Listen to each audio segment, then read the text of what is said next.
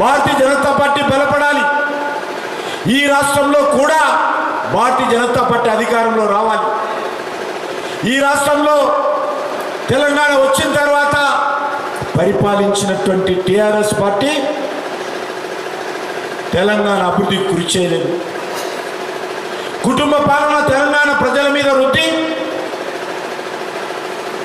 కేసీఆర్ కుటుంబము పెత్తనం చేస్తూ ఏ రకంగా అవినీతితో, అహంకారంతో, అధికార దుర్వినియోగంతో మరి బీఆర్ఎస్ పార్టీ పరిపాలన చేసిందో మనమందరం చూశాము. మరి ఆ పార్టీ పోవాలని చెప్పి కేసీఆర్ మీద కోపంతో, బీఆర్ఎస్ మీద కోపంతో, ఆ కుటుంబం మీద కోపంతో మరి తెలంగాణలో కాంగ్రెస్ పార్టీ అధికారంలోకి వచ్చింది. కానీ కాంగ్రెస్ పార్టీ వచ్చిన తర్వాత 14 నెలలైంది. బీఆర్ఎస్ పార్టీ గద్దె దించడం కోసం తెలంగాణ ప్రజలు 10 సంవత్సరాల అవకాశం ఇచ్చారు.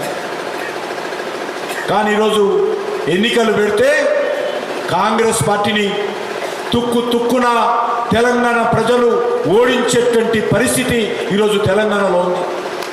రేవంత్ రెడ్డి పెద్ద పెద్ద మాటలు మాట్లాడతాడు, రాహుల్ గాంధీ పెద్ద పెద్ద మాటలు మాట్లాడతాడు. కానీ ప్రజలకు ఇచ్చినటువంటి ఏ ఒక్క హామీ కూడా అమలు చేయలేనటువంటి నిస్సాయమైనటువంటి పరిస్థితుల్లో ఈరోజు కాంగ్రెస్ పార్టీ ఉంది. రేవంత్ రెడ్డి మాటకు ముందు ఆయన ప్రధానమంత్రి మోడీ గారిని విమర్శిస్తారు. మోడీ గారి ప్రభుత్వ పనితీరు ఏ రకంగా ఉంది, నా ప్రభుత్వం యొక్క పనితీరు ఏ రకంగా ఉంది, చర్చకు సిద్ధం రాని సవాల్ చేస్తూ ఉన్నారు. అయ్యా రేవంత్ రెడ్డి గారు, రాహుల్ గాంధీ గారు, మీ పరిపాలన ఏంటో, మీ పార్టీ పాలన ఏంటో దేశ ప్రజలకు తెలుసు, తెలంగాణ ప్రజలకు తెలుసు. ఈరోజు దేశంలో మీ పార్టీ గ్రామ పంచాయతీ నుంచి ఢిల్లీ వరకు మరి ఏకఛత్రాధిపత్యం చేసింది అనేక సంవత్సరాల పాటు. ఎక్కడ చూసినా, ఏ గ్రామంలో చూసినా కాంగ్రెస్ పార్టీయే, ఏ పట్టణంలో చూసినా కాంగ్రెస్ పార్టీయే, ఏ జిల్లాలో చూసినా కాంగ్రెస్ పార్టీయే, ఏ రాష్ట్రంలో చూసినా కాంగ్రెస్ పార్టీయే, కేంద్రంలో కూడా కాంగ్రెస్ పార్టీ ఉండేది. ఈరోజు కాంగ్రెస్ పార్టీ పరిస్థితి ఏంది? ఇంత పెద్ద దేశంలో 3 చిన్న రాష్ట్రాలకు పరిమితమైంది.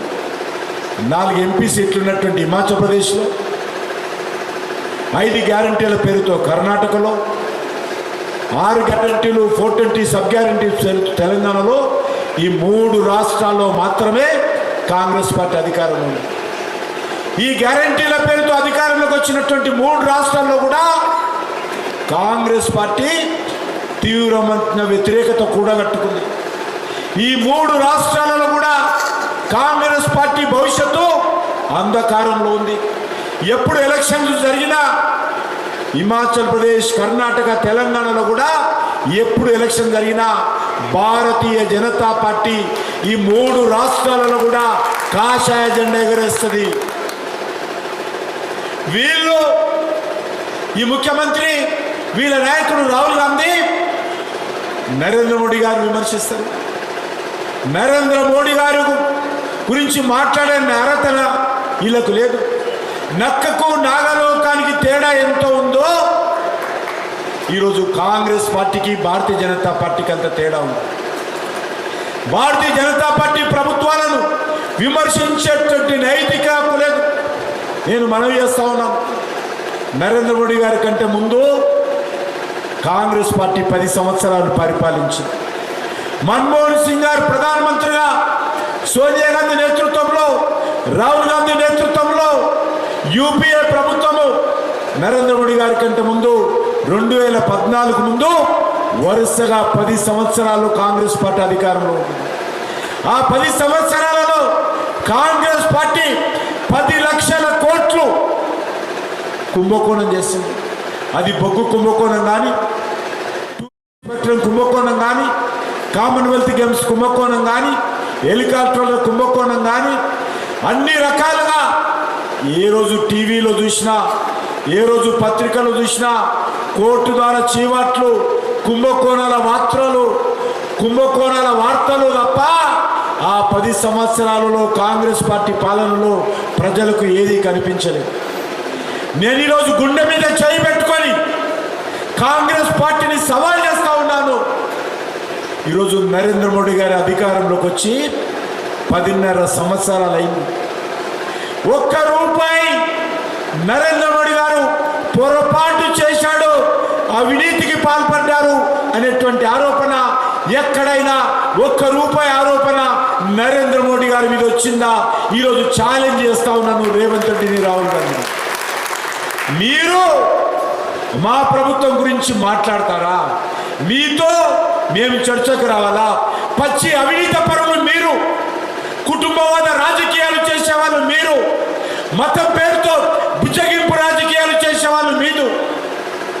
ఈరోజు మీరు ఈ దేశాన్ని కులం పేరుతో, మతం పేరుతో, భాష పేరుతో, ప్రాంతం పేరుతో ప్రజలను విభజించే వాళ్ళు మీరు నరేంద్ర మోడీ గారి ప్రభుత్వంతో, భారతీయ జనతా పార్టీతో సవాల్ చేసే పరిస్థితి ఉన్నదా?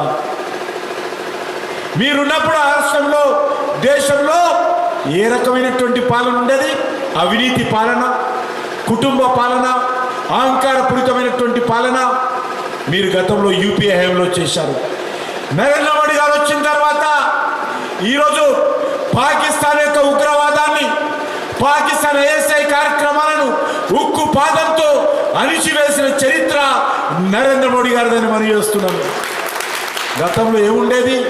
ఈ దేశంలో పేపర్లో చూస్తే ఉత్తరప్రదేశ్లో అల్లర్లు, గుజరాత్లో అల్లర్లు, బీహార్లో అల్లర్లు, తెలంగాణలో అల్లర్లు, ఎక్కడ చూసినా మత కళాలు, కర్ఫ్యూలు, AK-47లు, RDXలు, పాకిస్తాన్ ఐఎస్ఐ యాక్టివిటీలు, పార్లమెంట్ మీద దాడిలు, అన్ని రకాలుగా కాంగ్రెస్ పార్టీ హయాంలో పాకిస్తాన్ ఆడింది ఆటగా, పాడింది పాటగా దేశంలో మత కళాలు ప్రేరేపించింది, దేశంలో ఉగ్రవాద కార్యక్రమాలు చేసింది పాకిస్తాన్.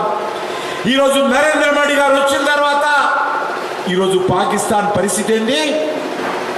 పాకిస్తాన్ ఏ రకంగా చేశాం? ఈరోజు చిప్పబట్టుకొని పాకిస్తాన్ ప్రపంచ దేశాల ముందు భిక్షమెత్తుకునేటువంటి పరిస్థితికి నరేంద్ర మోడీ గారు పాకిస్తాన్ తీసుకొచ్చాడు. అది నరేంద్ర మోడీ గారి పాలన, అది భారతీయ జనతా పార్టీ పాలన. ఈరోజు జాతీయ రహదారులు చూడండి, రైల్వేల నెట్వర్క్ చూడండి, గ్రామ పంచాయతీల అభివృద్ధి చూడండి. ఈరోజు నరేంద్ర మోడీ గారి నాయకత్వంలో అద్భుతమైనటువంటి పాలన. యూపీ హయాంలో, కాంగ్రెస్ హయాంలో పాకిస్తాన్ కారణంగా జమ్మూ కాశ్మీర్ ఒక రావణ కాష్టంలా ఉండేది. ఎక్కడ చూసినా పోలీసుల మీద రాళ్ళు కొట్టడము, పోలీసుల మీద బాంబులు వేయడము, సెక్యూరిటీ ఫోర్సెస్ మీద, భద్రతా సిబ్బంది మీద, సైనికుల మీద పాకిస్తాన్ ఉగ్రవాదులు కాల్పులు జరిపేవాళ్ళు. కానీ ఈరోజు అటువంటి జమ్మూ కాశ్మీర్ ఏ రకంగా ఉంది? ఆర్టికల్ 370 కలలో కూడా ఊహించలే నరేంద్ర మోడీ గారు ధైర్యంతో, సాహసంతో, ఎవరికి భయపడకుండా ఆర్టికల్ 370 రద్దు చేసి జమ్మూ కాశ్మీర్లో ఈరోజు శాంతిని తీసుకొచ్చినటువంటి ఘనత నరేంద్ర మోడీ గారికి దక్కుతుంది. 42,000 మంది చనిపోయారు జమ్మూ కాశ్మీర్లో పాకిస్తాన్ కారణంగా. 42,000 మంది. నరేంద్ర మోడీ గారు వచ్చిన తర్వాత పాకిస్తాన్ ఉగ్రవాద కార్యక్రమాలు జమ్మూ కాశ్మీర్లో లేవు. 1-2 సంఘటనలు జరిగితే మీలాగా చేతులు ముడుచుకొని కూర్చే నరేంద్ర మోడీ గారు, ఏ ఉగ్రవాదులైతే భారతదేశానికి వచ్చి మన సైనికుల మీద కాల్పులు జరిపి పాకిస్తాన్కి వెళ్ళిపోయారో, సెటిలైట్ ద్వారా ఎవడొచ్చాడు, ఎక్కడికొచ్చాడు, ఇప్పుడు వాడు ఎక్కడ దాక్కున్నాడు కనుక్కొని పాకిస్తాన్ భూభాగంలోకి వెళ్ళి మన సైనికులు హీరోలు లాగా ఆ యొక్క ఉగ్రవాదులను మట్టుపెట్టి తిరిగి క్షేమంగా హీరోలుగా భారతదేశానికి తిరిగి వచ్చేటువంటి నాయకత్వము నరేంద్ర మోడీ గారు దేశానికి ఇచ్చారనే విషయాన్ని మనం చేస్తున్నాను. మీరు నరేంద్ర మోడీ గారి పరిపాలన గురించి చర్చిస్తారా? రేవంత్ రెడ్డి గారు ఏ విషయంలో చర్చిస్తారు? సమర్థవంతమైనటువంటి పాలన విషయంలో చర్చిస్తారా? కుటుంబ పాలన మీద చర్చిస్తారా? మీరు చేసినటువంటి అవినీతి మీద చర్చిస్తారా? ఉగ్రవాదాన్ని పెంచి పోషించినటువంటి మీతో మేము చర్చించాలా? కుటుంబ పాలన మీద చర్చించాలా? అసమర్థ పాలన మీద చర్చించాలా? రిమోట్ కంట్రోల్ పాలన, మన్మోహన్ సింగ్ గారిని పెట్టి రిమోట్ కంట్రోల్ పాలన చేశారు కదా, దాని మీద చర్చించాలా? దేని మీద చర్చించాలా? మిస్టర్ రేవంత్ రెడ్డి చెప్పాలి. ఈరోజు జాతీయ రహదారులు తెలంగాణలో 2300, 2400 కిలోమీటర్లు ఉండే నరేంద్ర మోడీ గారు ప్రధానమంత్రి కాకముందు. ఈరోజు 5500 కిలోమీటర్లు, 1,30,000 కోట్ల రూపాయలు ఖర్చు పెట్టి తెలంగాణలో జాతీయ రహదారులు అభివృద్ధి చేసినటువంటి ఘనత నరేంద్ర మోడీ గారికి దక్కుతుంది. ఎందుకు? ఈరోజు ఆదిలాబాద్ నుంచి నిర్మల్కి వెళ్ళండి, జాతీయ రహదారి ఎట్లా ఉందో తెలుస్తుంది.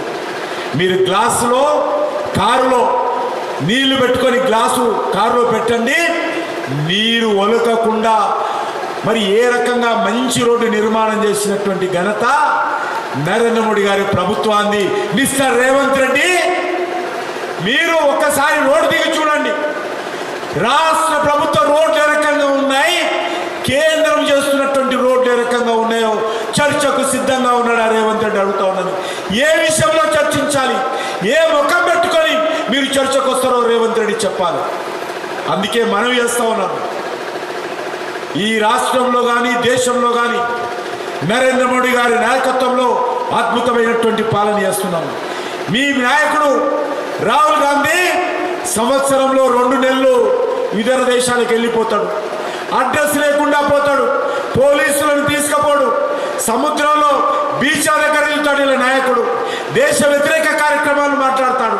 ఇతర దేశాలకు వెళ్ళి భారతదేశానికి వ్యతిరేకంగా, భారత సైనికులకు వ్యతిరేకంగా, భారత న్యాయస్థానానికి వ్యతిరేకంగా, ఎలక్షన్ కమిషన్ వ్యతిరేకంగా, భారత ప్రధానమంత్రి గారికి వ్యతిరేకంగా, ఈ దేశ న్యాయ వ్యవస్థకు వ్యతిరేకంగా మీ నాయకుడు మాట్లాడతాడు. మీతో మేము చర్చించాలా మిస్టర్ రేవంత్ రెడ్డి? సంవత్సరానికి 2 నెలలు లీవ్ తీసుకుంటాడు మీ నాయకుడు, ఎక్కడ పోతాడో తెలియదు.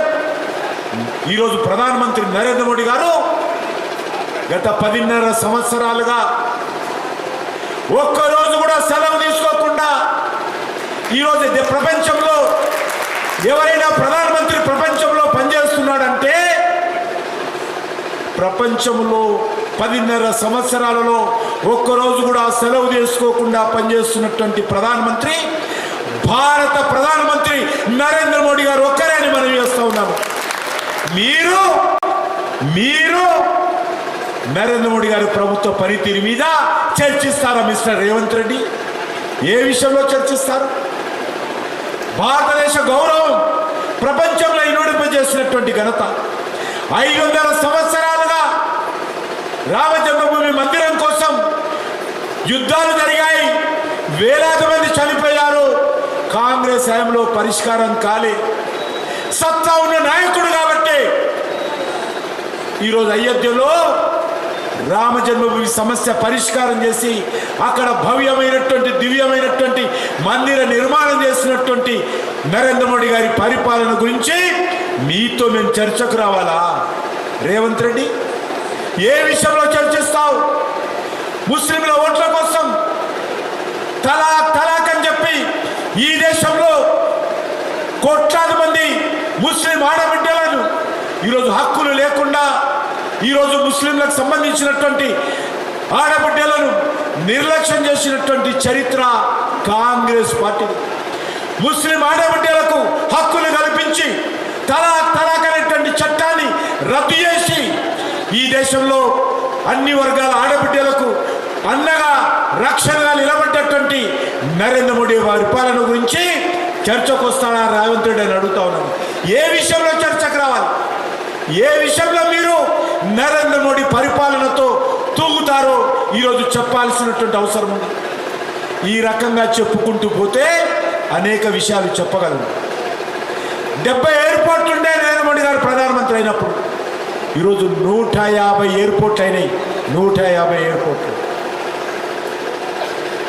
అందుకే నేను భారతీయ జనతా పార్టీ కార్యకర్తలుగా మీ అందరికీ మనవి చేస్తూ ఉన్నాను. ఆత్మవిశ్వాసంతో భారతీయ జనతా పార్టీ జెండా పట్టుకొని ముందుకెళ్ళాలి. మనమందరం కూడా దేశం కోసం పనిచేస్తాము, ఈ సమాజం కోసం పనిచేస్తాము, దేశ గౌరవం కోసం పనిచేస్తాము, దేశ ప్రజల సంక్షేమం కోసం పనిచేస్తాము.